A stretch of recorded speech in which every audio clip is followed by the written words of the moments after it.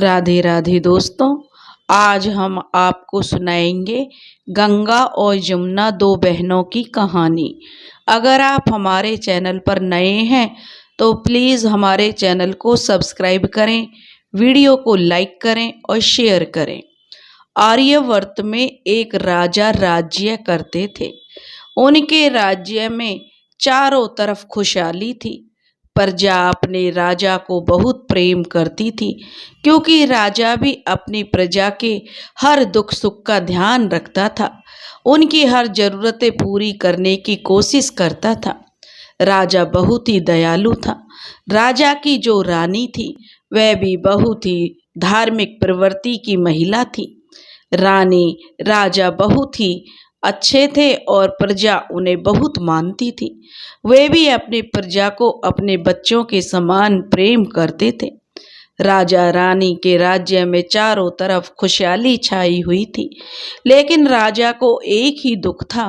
राजा रानी दोनों उसी दुख के कारण दुखी रहते थे, क्योंकि अभी तक राजा के महल में कोई किलकारी नहीं गूंजी थी। प्रजा भी अपने राजा के लिए दुआएं करती थी कि हमारे राजा के महल में भी कोई बच्चा जन्म ले। लेकिन राजा ने बहुत कोशिश की, बहुत वैद्य हकीमों से रानी का इलाज कराया, लेकिन रानी को कोई बच्चा नहीं हुआ। थक हार कर राजा ने भगवान के ऊपर छोड़ दिया कि जब ईश्वर चाहेंगे तब उनके राजमहल में किलकारी गूंजेगी। राजा बहुत दयालु था। राजा के महल में जो भी साधु संत ब्राह्मण आता, राजा उनकी आदर सत्कार करता और यथासंभव उन्हें दक्षिणा देकर विदा करता। ऐसे ही दिन बीत रहे थे। एक बार राजा के राज्य में वर्षा नहीं हुई। अकाल की नौबत आ गई। लोग त्राही त्राही करने लगे। राजा ने अपनी प्रजा के लिए अपने जो भंडार खोल दिए, जिससे कि प्रजा को किसी भी तरह की परेशानी ना हो। प्रजा दोनों हाथ उठाकर राजा को दुआएं देती कि ऐसा राजा भगवान सबको दे, हमारे प्रभु हमारे राजा का दुख दूर करें, उन्हें एक संतान का सुख अवश्य दें। राजा के महल में एक साधु आया। राजा रानी ने उसकी बहुत ही सेवा की। राज साधु ने प्रसन्न होकर रानी को एक फल दिया और कहा कि यह फल खाने से रानी गर्भवती हो जाएगी और भगवती की कृपा से रानी को एक सुंदर कन्या जो प्राप्त होगी, यानी सुंदर कन्या का जन्म होगा। रानी ने वह फल खा लिया और रानी गर्भवती हो गई। अब राजा के राज्य में अकाल की नौबत थी। राजा बड़ा चिंतित रहता था। धीरे धीरे समय बीता। रानी के प्रसव का समय आ गया और जो राज्य की प्रजा थी वह भी जो अकाल के कारण दुखी थी, क्योंकि जो भी फसलें बोई जाती वो सब बिना पानी के नष्ट हो जाती थी। सूखा पड़ गया था बिल्कुल। राजा के भंडार भी अब खाली होने को हो गए थे। लेकिन जैसे तैसे राजा ने जो अपनी प्रजा का काम चला रहा था। प्रजा भी अपने राजा को छोड़कर दूसरे राज्यों में नहीं गई। उन्हें भी अपने राजा पर विश्वास था। अब रानी को प्रसव वेदना शुरू हुई। रानी ने एक सुंदर कन्या को जन्म दिया। जैसे ही रानी ने कन्या को जन्म दिया, काले काले बादल उमड़ने लगे और मूसलाधार बारिश शुरू हो गई। राज्य में खुशी की लहर दौड़ गई। सब लोगों ने खुशी मनाई और राजा के यहाँ कन्या होने की खुशी में जश्न होने लगा। लेकिन यह जश्न कुछ ही देर का था, क्योंकि कन्या को जन्म देने के बाद रानी भगवान को प्यारी हो गई। अब राजा पर तो दुखों का पहाड़ टूट पड़ा। उसने अपनी कन्या को जब गोद में लेकर देखा तो वह बहुत ही सुंदर कन्या थी, बहुत ही प्यारी थी। राजा ने अपनी रानी की निशानी समझकर उस कन्या को अपने सीने से लगा लिया और उसे पालने लगा। लेकिन अकेले राजा को जो छोटी सी राजकुमारी को पालना उसके बस की बात नहीं थी। अगर राजा कन्या को पर ध्यान देता तो राजकाज कौन चलाता। इसलिए राजा ने अपनी सबसे विश्वास पात्र दासी को अपनी कन्या को सौंप दिया और धीरे धीरे कन्या बढ़ने लगी। जो दासी की देख रेख में प्रजा भी बहुत कन्या को आशीर्वाद देती थी, क्योंकि कहते हैं कि माँ तो उसकी नहीं रही, लेकिन जब कन्या पैदा हुई थी तो बहुत मूसलाधार बारिश हुई जो राज्य के लिए बहुत ही गुणकारी थी। राज्य के लोगों की फसलें बोई गईं और जो पानी की कमी थी वह सब पूरी हो गई। अन्न धन के भंडार लग गए। इसलिए उस कन्या का नाम गंगा रखा गया कि गंगा ने जन्म लिया है। वह थी भी बहुत ही मासूम, सुंदर सी, प्यारी सी कन्या थी। लेकिन अब राजा के जो मंत्रीगणों ने आपस में विचार विमर्श किया और उन्होंने राजा से कहा, राजा साहब, आप दूसरा विवाह कर लीजिए। आपकी पत्नी की आपको आवश्यकता है और आपकी बेटी के लिए माँ की आवश्यकता है। राजा ने मना कर दिया, कह दिया वह अपनी बेटी के लिए कुमाता नहीं लाना चाहता, क्योंकि वह अपनी बेटी की देखभाल खुद कर लेगा। लेकिन जब सबने समझाया तो राजा को भी लगा कि हाँ, उसे दूसरा विवाह कर लेना चाहिए। आखिर दासी के भरोसे वो कब तक अपनी कन्या को छोड़ेगा। लेकिन दासी जो राजकुमारी को बड़े प्यार से रखती थी, बिल्कुल माँ के जैसे प्रेम करती थी। माँ तो वो उसकी नहीं थी, लेकिन माँ से ज़्यादा ही बढ़ के उसे प्यार करती थी। देखो, माँ तो माँ ही होती है, लेकिन पालने वाला भी माँ से बड़ा होता है। लेकिन फिर भी वह दासी थी। लोगों की नज़रों में तो दासी थी, चाहे वो कितना भी प्यार करती। यही सोचकर राजा ने दूसरा विवाह कर लिया। दूसरी रानी महल में आ गई। राजा अपनी राजकुमारी को सीने से लगा कर रहता, उसे बहुत प्यार करता था। लेकिन दूसरी रानी को यह बिल्कुल पसंद नहीं था कि राजा उसे अनदेखा करके अपनी बेटी को ज़्यादा प्यार करता है। अब रानी मन ही मन गंगा से बैर रखने लगी। वह राजा के आगे तो गंगा को बहुत प्यार दिखाती थी, लेकिन वह उससे मन ही मन बहुत नफरत करती थी। लेकिन दासी की देख रेख में जो गंगा पल रही थी, गंगा को जो दासी में ही माँ नजर आती थी, अब धीरे धीरे गंगा बड़ी होने लगी। माँ का मतलब वो समझने लगी। लेकिन रानी में तो उसे माँ कहीं नजर नहीं आती थी। रानी तो बस उसे डांट फटकार दिया करती थी, लेकिन दासी उसे बहुत प्रेम से रखती थी। इधर रानी भी गर्भवती हो गई और उसने भी एक कन्या को जन्म दिया। उसका नाम जमुना रखा गया। अब रानी अपनी बेटी जमुना पर ज़्यादा ध्यान देने लगी और दासी गंगा पर ध्यान देने लगी। गंगा धीरे धीरे बड़ी हुई तो वह माँ भगवती और भगवान शिव की बहुत पूजा करती थी। बहुत ही भोली थी। सारे नगरवासी गंगा को बहुत प्रेम करते थे। गंगा अपनी बहन जमुना को भी बहुत प्रेम करती थी, लेकिन रानी जमुना से गंगा को हाथ नहीं लगाने देती थी। अब गंगा 3 साल की हो गई और जमुना भी थोड़ी बड़ी हो गई। अब दोनों बहनें आपस में खेलती तो रानी गंगा को जमुना के साथ नहीं खेलने देती थी। यह बेचारी दासी देखती, लेकिन कह भी क्या सकती थी। वह गंगा को बहुत डांटती डपटती और घर के कामों में भी उसे लगाने की कोशिश करती। तो दासी कहती, रानी साहिबा, हम तो हैं काम करने के लिए, आप राजकुमारी को क्यों कह रही हो। लेकिन जब वो रानी दासी को डपट देती तो दासी बेचारी चुप हो जाती, क्योंकि वो थी तो दासी ही, उसे क्या जवाब देती।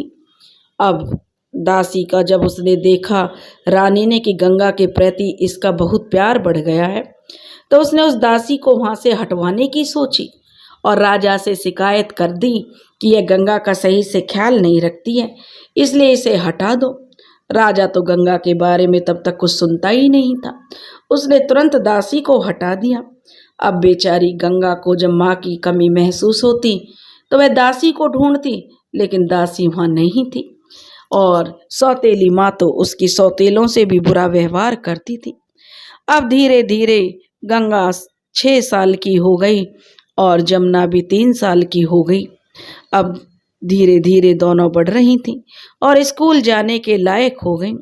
जब राजा ने उनके लिए विद्यालय में जो उन्हें शिक्षा दिलाने के लिए सोचा तो रानी ने कहा कि गंगा को शिक्षा दिलाने की क्या जरूरत है, आप जमुना को दिलाइए। राजा बोला रानी से कि ऐसी क्या बात है। तब रानी ने पूरा त्रिया चरित्र बखेर दिया और अब राजा भी रानी को खोना नहीं चाहता था, क्योंकि राजा अपने एक रानी को खोकर देख चुका था। अब राजा का भी मन धीरे धीरे गंगा से उछटने लगा था। अब वह रानी और जमुना पर ज़्यादा ध्यान देता। बेचारी गंगा अपने को अकेला महसूस करती और भगवान से प्रार्थना करती, भगवान मुझे मेरी माँ मिला दे। लेकिन माँ मिलना कहाँ उसके नसीब में था। अब धीरे धीरे गंगा और बड़ी हुई। अब उसे रानी घर के काम कराती और गौशाला में गाय के गोबर पानी के लिए उसे भेज देती कि गौशाला में जाकर गौओं की देखभाल करे। पहले का समय ऐसा था कि जानवर भी आपस में बातें किया करते थे। तो अब जो गंगा गौशाला में जाती और एक काली गाय की बहुत ही सेवा करती। गाय भी गंगा को देखकर बहुत पूंछ हिलाती थी। गंगा उसे माँ कहती तो वह भी अपनी जीभ से उसे चाटती और बहुत प्यार करती। गंगा अपनी सारी बातें जो गाय से कहती, गाय भी उसे बिल्कुल बेटी मानती। गंगा जो कहती गाय वही करती। गंगा कहती गाय से कि माँ मेरा तो कोई माँ नहीं है, आज से आप ही गौ माता हो तो मेरी माँ हो। तो गौ माता भी कहती हाँ गंगा मैं तेरी माँ हूँ। और जब गंगा को भूख लगती तो गाय का दूध पी लेती। गंगा का दिल करता कि मुझे तो कहीं घूमना है। तो एक बार गौ माता ने कहा गंगा तू बहुत कहती है कि तुझे घूमना है, चल आज मैं तुझे दूसरे लोक की सैर करा के लाती हूँ। गंगा ने से जो गौ माता बोली एक काम कर तू मेरी पूंछ पकड़ ले। और गंगा ने उसकी पूंछ पकड़ ली और गौ माता उसे जो दूसरे लोक में ले गई, गोलोक में ले गई और वहाँ घुमा कर लाई। वहाँ सब चीज़ों की सुविधा थी। गंगा तो यह देखकर आश्चर्यचकित हो गई। तब वह कहने लगी गौ माता से कि गौ माता हम कुछ दिन यहीं रहेंगे। इस पर गौ माता ने कहा नहीं गंगा, यहाँ पर जिंदा होकर लोग नहीं आते, यह तो तू मेरे कारण आ गई है, इसलिए मैं तुझे गोलोक दिखाने लाई थी। यहाँ लोग मरने के बाद ही आते हैं। जिनके कर्म अच्छे होते हैं वो गोलोक या अन्य लोकों में जाते हैं, जिनके बुरे कर्म होते हैं वो नरक लोक में जाते हैं।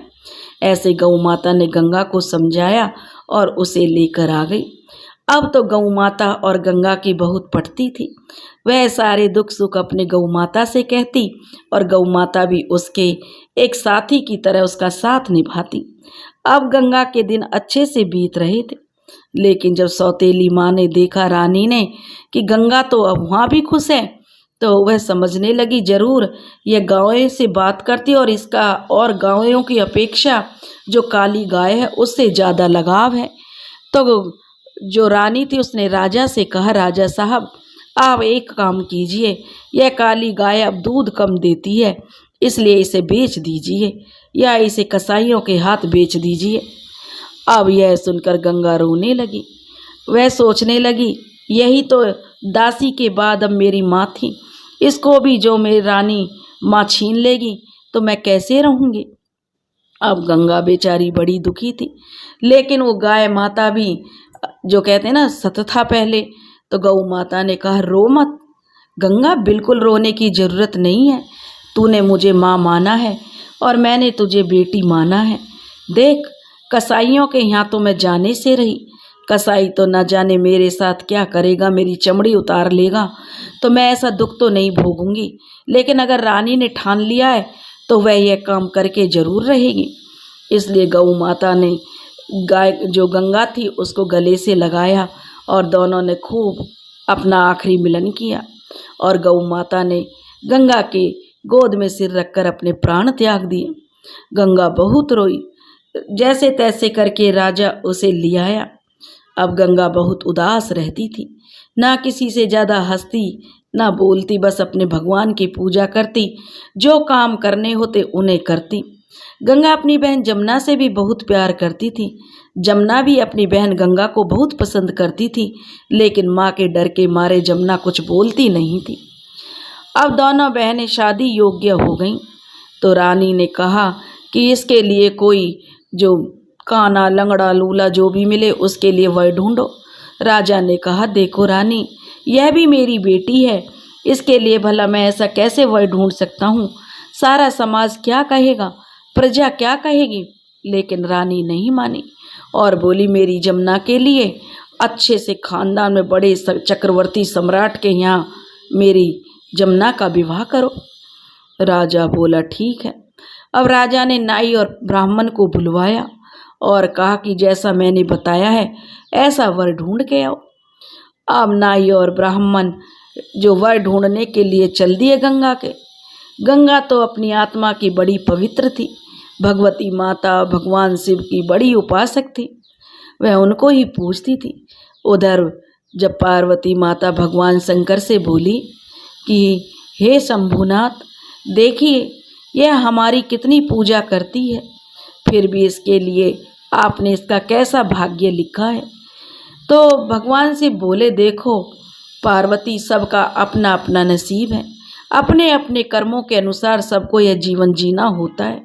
लेकिन पार्वती जी बोली हे भोलेनाथ, अगर हम किसी की जो सहायता नहीं करेंगे, किसी की इच्छा पूरी नहीं करेंगे तो हमें संसार में कौन मानेगा? तब शंकर भगवान बोले पार्वती तुम चिंता मत करो। उधर भगवान शंकर की कृपा से एक राजकुमार अंधा लंगड़ा लूला बनकर एक पेड़ के नीचे बैठा था। वह तो अपने राज्य के का गुप्तचर बनके दूसरे राज्य के शत्रुओं का पता लगाने के लिए बैठा था ताकि कोई उसे पहचान न ले। तभी नाई और ब्राह्मण उसके पास पहुँचे और बोले क्या तुम हमारे राजा की लड़की के साथ शादी करोगे? वह बोला राजकुमार की देखो मैं तो लंगड़ा लूला हूँ, आँखों से भी मुझे बहुत कम दिखाई देता है, मुझसे भला कौन विवाह करेगा? तब वह कहने लगे नहीं, हमारे राजा की लड़की है, बहुत ही खूबसूरत है, अगर आप चाहो तो उन्हें ऐसे ही वर की तलाश है। उस राजकुमार ने कह दिया कि भला मुझे क्या ऐतराज है, लेकिन उसने अपना सही परिचय नहीं दिया। वह एक गरीब और भिखमंगा बनकर ही उनसे मिला। और उधर जमुना के लिए एक चक्रवर्ती सम्राट के राजकुमार का जो रिश्ता किया गया। तो रानी बोली अब रिश्ता तो हो गया है, लेकिन दोनों की बारात भी समय पर आनी चाहिए।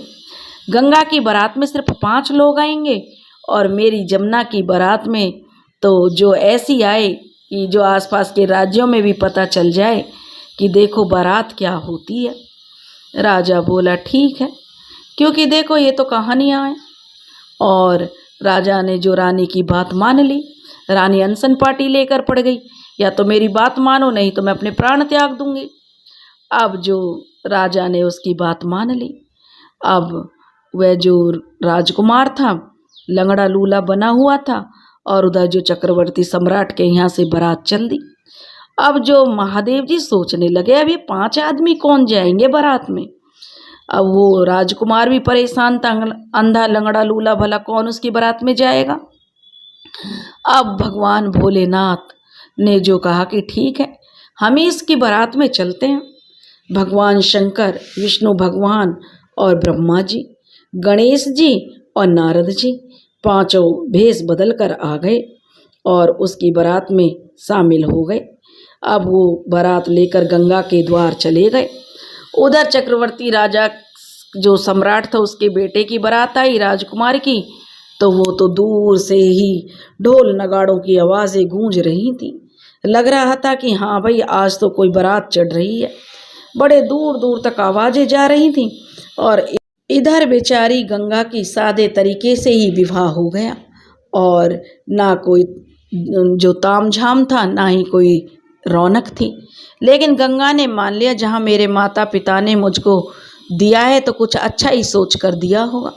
वह खुशी खुशी विवाह के लिए राजी हो गई और उस कौड़ी लंगड़े लूले से उसने विवाह कर लिया। और इधर जमुना भी विवाह होकर विदा हो गई। दोनों बहन गले मिलकर रोईं कि दोनों बहनों में बहुत प्यार था, लेकिन जमुना भी कर क्या सकती थी। और गंगा भी अपने पति के साथ विदा हो गई। चलते चलते जो जहाँ राजकुमार कौड़ी बनकर बैठा हुआ था लंगड़ा लूला, उसी पेड़ के नीचे पहुँच गए। गंगा बोली राजकुमार से कि हे नाथ, आपका तो कोई घर परिवार भी नहीं है, आपका तो कोई घर भी नहीं है, मैं कहाँ रहूँगी। राजकुमार जो कौड़ी लंगड़ा लूला बना हुआ था कहने लगा कि हे गंगा, तुम मेरी पत्नी बन के आई हो तो मेरा बसेरा तो इस पेड़ के नीचे ही है, इसलिए तुम्हें भी इस पेड़ के नीचे रहना पड़ेगा। गंगा बेचारी बड़ी पतिव्रता थी, कहने लगी नाथ, जहाँ आप रहोगे वहाँ मैं रहूँगी, पति के चरणों में ही पत्नी का जो जीवन है। और इस तरीके की बातें करते हुए वो वहीं बैठ गई। अब भगवान शंकर बोले, यह तो मेरी अन्यन भक्त है, भला यह राजकुमार के साथ ऐसे कैसे रहेगी इस पेड़ के नीचे। तभी भगवान की माया से एक संदेश वाहक आया और बोला राजकुमार से कि रानी की तबीयत खराब है और तुम्हें तुरंत महल बुलाया है। अब राजकुमार घोड़े पर सवार हो गया और गंगा को उसने घोड़े पे पीछे बैठा लिया। गंगा तो यह देखकर हैरान थी, वह ना तो लंगड़ा लूला था और ना ही अंधा बहरा और ना ही उसके कोई भी कोढ़ था। पांचों बाराती जो ब्रह्मा विष्णु महेश और नारद जी और गणपति जी थे वो उनके साथ थे। वे बोले कि हमने बारात तक तुम्हारा साथ दिया है। राजकुमार ने कहा, आप बारात तक हमारे साथ रहे हो तो कम से कम मेरे घर तक भी चलो। मेरे माता पिता पूछेंगे कि हमसे बिना बताए ही तुमने विवाह भी रचा लिया, मैं अपने माता पिता का इकलौता बेटा हूँ, तो उन्हें इस चीज़ का जो दुख होगा।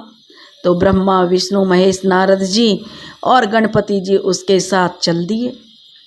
अब जब वो महल में पहुँचे तो राजा रानी ने जब इतनी सुंदर बहू देखी तो वो तो सारा गुस्सा भूल गए, क्योंकि गंगा थी बहुत खूबसूरत। अब उन्होंने जो रानी तो बड़ी खुश हो गई कि मेरे बेटे का विवाह हो गया, लेकिन वो थोड़ी नाराज़ भी हुई कि हमारे दिल के अरमान तो हमारे दिल में रह गए। हमने तो सोचा था अपने राजकुमार के विवाह में अपने सारे अरमान निकालेंगे। तब ब्रह्मा विष्णु महेश ने राजा रानी को सारी बातें बताईं। तो रानी ने अपनी बहू गंगा का गृह प्रवेश कराया और अच्छे से उसे घर के अंदर ले गई। अब ब्रह्मा विष्णु महेश जो कि साधारण रूप में थे और उन्होंने भी राजा रानी से आज्ञा मांगी और चल दिए। लेकिन जहाँ गणेश जी ब्रह्मा विष्णु महेश स्वयं आए हों, जहाँ उनके कदम पड़े हों, तो भला वहाँ किसी चीज़ की कमी कैसे रह सकती है। अब तो गंगा के आने से रानी का जो महल था और राजा का जो राज्य था और राजकुमार दिन दौनी और कहते हैं ना उन्नति करने लगे। अब तो उनका राज्य बढ़ता गया, राज्य में हर तरह से धन धान्य की वृद्धि होती गई। अब तो वे गंगा को साक्षात लक्ष्मी जी का रूप मानते। अब गंगा भी अपने जो खुश थी कि चलो जो भी मेरे माता पिता ने सोचा अच्छा है। वो तो एक कौड़ी के और लंगड़े लूले के साथ आई थी, लेकिन यह तो उसका भ्रम था, वह तो राजकुमार था। अब गंगा को भी बहुत ही खुश रहती थी। अब उसने सबका दिल जीत लिया, पूजा पाठ करती और सब, क्योंकि गंगा में संस्कार ही इतने अच्छे थे। और कहते हैं कि दुल्हन कौन जो पिया मन भाए, और वह बहुत ही अच्छे से रहती और राजकुमार भी गंगा को बहुत प्यार करता। अब दोनों की जोड़ी बिल्कुल राम सीता की जोड़ी थी। अब राजा और रानी भी अपने बेटे राजकुमार और बहू को देखकर बहुत खुश थे। अब उनकी भी सारी चिंता समाप्त हो गई थी।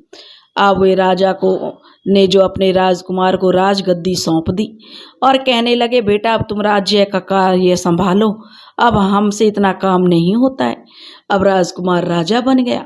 इधर धीरे धीरे जो पहला सावन आया, सावन का महीना आया तो तीज का त्योहार आया। सब लड़कियां तीज के त्योहार पे अपने मायके आईं। तो राजा ने कहा कि क्यों ना मैं भी अपनी दोनों बेटियों को ले आऊं। तो रानी कहने लगी, दोनों बेटियां जाओ और जमुना को ले आओ, गंगा का तो कोई अता पता है नहीं। तो राजा बोला, नहीं, मैं तो जो उसी पेड़ के पास जाऊंगा जहाँ से हमने उसको ब्याहया था, जो भी है मुझे उसे भी लाना चाहिए, आखिर उसका भी त्योहार है। अब राजा अपनी बेटी को लेने के लिए चल दिया। पहले वो जमुना को लेने गया। जमुना तो राजकुमार के साथ थी तो बड़ा खुश हुआ कि मेरी बेटी बड़ी खुश है, लेकिन जमुना के चेहरे पर एक अजीब सी उदासी थी। राजा ने उसे एक चक्रवर्ती सम्राट के घर में ब्याहया था, फिर भी जो जमुना वो खुश नज़र नहीं आ रही थी। जमुना ने वहाँ कुछ नहीं बोला और चुपचाप अपने पिता के साथ आ गई। अब राजा गंगा को लेने गया। अब गंगा को लेने जब वह उसी पेड़ के पास गया तो देखा वहाँ पर तो कुछ नहीं है। वहाँ किसी से पूछा कि यहाँ पे जो एक लंगड़ा लूला रहता था वो कहाँ है। तब किसी ने बताया कि वह लंगड़ा लूला नहीं था, वह तो उस राज्य का राजकुमार था और यहाँ पे अपने जो दुश्मनों के लिए जो गुप्तचर बन के बैठता था। अब तो राजा को यह सुनकर बड़ा धक्का लगा, लेकिन मन ही मन राजा बहुत खुश भी हुआ कि चलो उसकी बेटी जो भी है अच्छे खानदान में गई है और राजकुमारी थी तो राजकुमार की पत्नी बनकर गई है। अब राजा के दिल से बोझ हट गया क्योंकि वह गंगा को तो बचपन से बहुत प्यार करता था, लेकिन रानी के सिकाए में आकर उसकी ममता न जाने कहाँ खो गई थी। अब उसका बेटी प्रेम जागने लगा। राजा जल्दी से जल्दी गंगा के पास पहुंच जाना चाहता था। गंगा के वहाँ जब गया राजा तो गंगा को पता भेजा गया कि तुम्हारे पिताजी आए हैं। गंगा दौड़कर आई और अपने पिता के गले लग गई और देखा तो गंगा बहुत ही खूबसूरत लग रही थी। गंगा के चेहरे की रौनक बता रही थी कि गंगा बड़ी खुश है। राजा उसे देखकर बड़ा खुश हुआ कि चलो मेरी बेटी ने अपने मायके में तो दुखी दुख देखा, लेकिन चलो ससुराल उसे बहुत अच्छी मिली। राजा रानी और राजकुमार से जो राजा ने कहा कि पहला त्योहार है तो इसे विदा कर दो, मायके जाना है।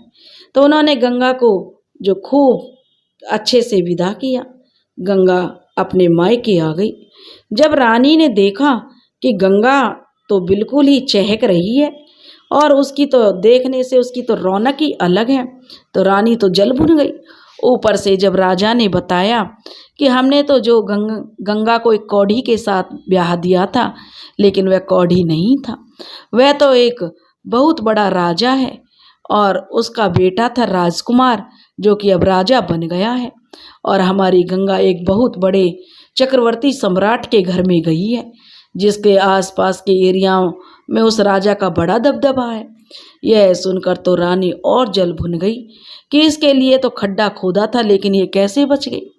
लेकिन कोई नहीं, अब रानी और राजा जो दोनों बेटियां रहने लगी, लेकिन जमुना थोड़ी उदास रहती थी।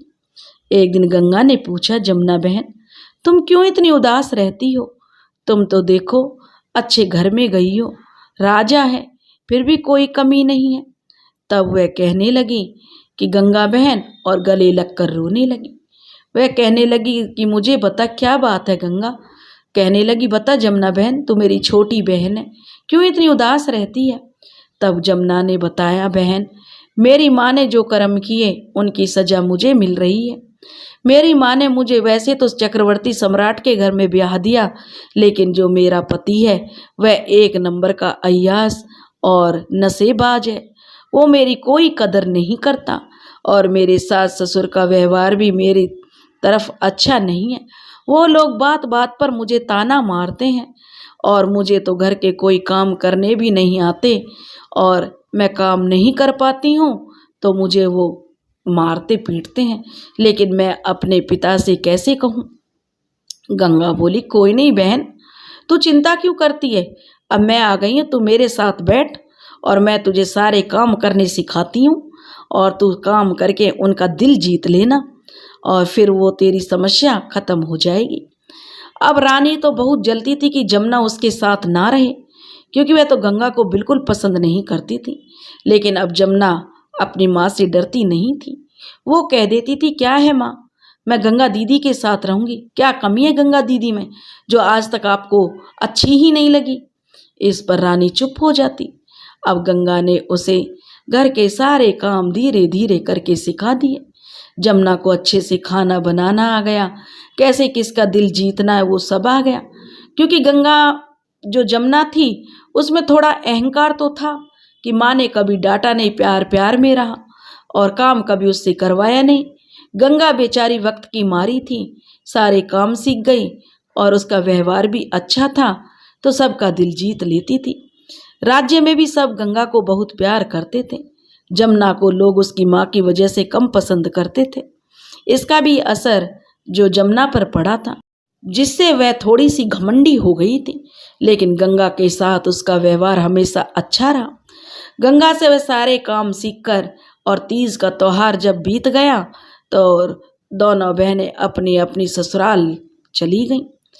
अब जब ससुराल गए तो गंगा के तो जो सास ससुर बहुत अच्छे थे, उसको तो पलकों पर बिठा कर रखते थे। गंगा सबकी इच्छाओं का ध्यान रखती थी। और उधर जब जमुना गई तो उसमें भी काफ़ी परिवर्तन आ गया था। जमुना ने भी अब काम करना शुरू कर दिया, सबकी पसंद का ध्यान रखती। धीरे धीरे उसके सास ससुर उससे खुश रहने लगे। अब जो उसका पति था जो कि अय्याश था, अब वह भी जब देखता कि जमुना बहुत सादगी से रहती है, पूजा पाठ करती है, वह उसे लताड़ता धमकाता, फिर भी जमुना चुप रहती। पहले तो वह उसे जवाब देती थी, लेकिन अब वो चुप रहती, कुछ नहीं कहती और मासूमियत से रहती।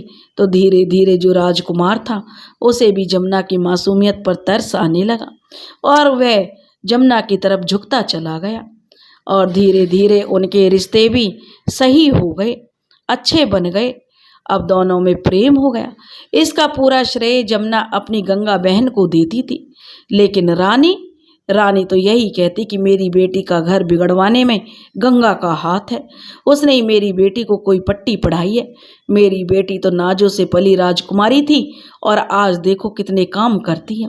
वह जमुना से बहुत नफरत करती थी, लेकिन गंगा, उसे तो बेचारी को अपनी माँ ही उसे माना था, लेकिन वह तो फूटी आँख गंगा को देखकर खुशी नहीं रहती थी। अब गंगा को जब वह कोसती तो जमुना जब मायके आई तो वह गंगा को कोस रही थी। तो जमुना ने अपनी माँ को दुत्कारा और कहा, माँ, तूने तो हमेशा मेरी बहन में सौतेलापन किया है, लेकिन आज मैं अपनी बहन की वजह से अपने घर में रच बस गई हूँ। यह उसी के कारण है। यह सुनकर रानी को बड़ा धक्का लगा और उसे पक्षघात हो गया। तब गंगा आई माँ की खबर सुन के कि माँ बीमार है, तो उसने माँ के पास बैठी तो रानी की आंखों से आंसू बह रहे थे। रानी कहने लगी, गंगा, मैंने तेरे साथ बहुत बुरा किया, जिसकी करनी मुझे मिल गई है। देखा आज मुझे पक्षघात हुआ है, शायद ये मेरे कर्मों का फल है। गंगा कहने लगी, नहीं माँ, आप ऐसे क्यों कह रही हो? रानी बोली, नहीं बेटी, हो सके तो मुझे माफ़ कर दे। गंगा बोली, माँ, माफ़ करने के लिए मैं तुमसे नाराज़ ही कब हूँ? मैंने तो हमेशा तुम्हें अपनी माँ माना है। रानी कहने लगी, बेटी, तूने तो मुझे माँ माना, लेकिन मैंने तुझे कभी अपनी बेटी नहीं माना। अब गंगा कहने लगी, नहीं माँ, ऐसा नहीं कहते, माँ तो माँ होती है। अब रानी ने रोकर जो गंगा को सीने से लगा लिया। अब रानी दोनों बेटियों को प्यार करने लगी, दोनों का मायके आना जाना हो गया। गंगा ने अपनी मासूमियत से अपनी ससुराल और मायके में अपनी इज्जत बना ली थी। राजा भी बहुत खुश था कि उसकी दोनों बेटियों को बराबर का समान हक मिल गया। दोस्तों, अगर आपको हमारी कहानी पसंद आई हो तो प्लीज़ हमारे चैनल को लाइक करें, सब्सक्राइब करें और शेयर करें। राधे राधे।